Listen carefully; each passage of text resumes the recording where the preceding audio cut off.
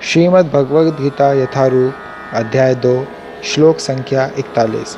व्यवसायात्मिका बुद्धिरेकेह कुरु नंदन बहुशाखा हयंताश्च बुद्धयो व्यवसायिनाम। जो इस मार्ग पर चलते हैं वे प्रयोजन में दृढ़ रहते हैं और उनका लक्ष्य भी एक होता है। हे कुरुनंदन, जो दृढ़ प्रतिज्ञ नहीं है उनकी बुद्धि अनेक शाखाओं में विभक्त रहती है। तात्पर्य: यह दृढ़ श्रद्धा की कृष्ण भावनामृत द्वारा मनुष्य जीवन की सर्वोच्च सिद्धि प्राप्त कर सकेगा। व्यवसायत्मिक का बुद्धि कहलाती है। चैतन्य चरितामृत में कहा गया है, श्रद्धा शब्दे विश्वास कहे सुदृढ़ निश्चय, कृष्ण भक्ति कैले सर्व कर्म कृत है। श्रद्धा का अर्थ है किसी अलौकिक वस्तु में अटूट विश्वास। जब कोई कृष्ण भावनामृत के कार्यों में लगा होता है तो उसे परिवार, मानवता या राष्ट्रीयता से बंधकर कार्य करने की आवश्यकता नहीं होती। पूर्व में किए गए शुभ अशुभ कर्मों के फल ही उसे सकाम कर्मों में लगाते हैं।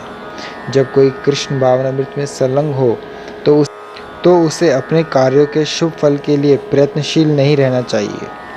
जब कोई कृष्ण भावनामृत में लीन होता है तो उसके सारे कार्य आध्यात्मिक धरातल पर होते हैं, क्योंकि उनमें अच्छे तथा बुरे का द्वैत नहीं रह जाता।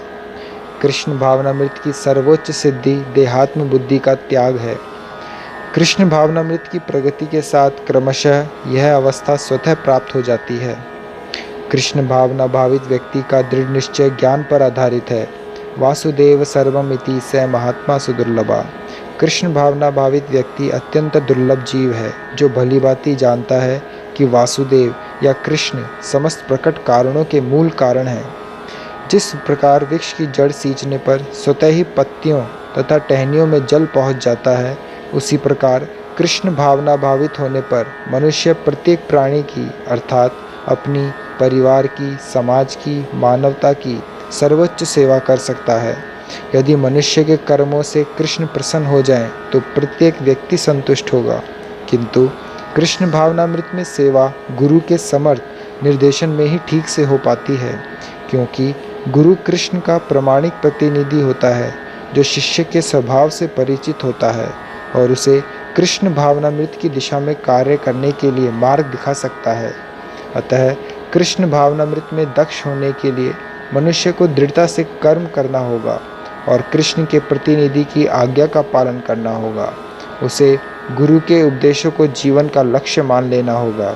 श्रीला विश्वनाथ चक्रवर्ती ठाकुर ने गुरु की प्रसिद्ध प्रार्थना में उपदेश दिया है, यस्य प्रसादात् भगवत प्रसादो यस्या प्रसादात् न गति कुतोपि ध्यानावस्तुवन्तस्य यशस्त्रिसंध्यम वंदे गुरो श्री चरणारविंदम।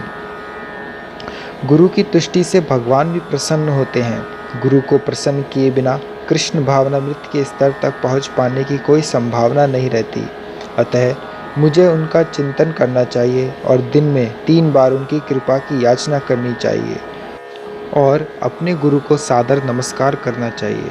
किंतु यह संपूर्ण पद्धति देहात्म बुद्धि से परे सैद्धांतिक रूप में नहीं वरन व्यवहारिक रूप में पूर्ण आत्मज्ञान पर निर्भर करती है।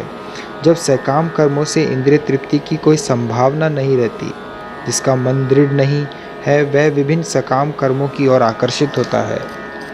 हरे कृष्णा।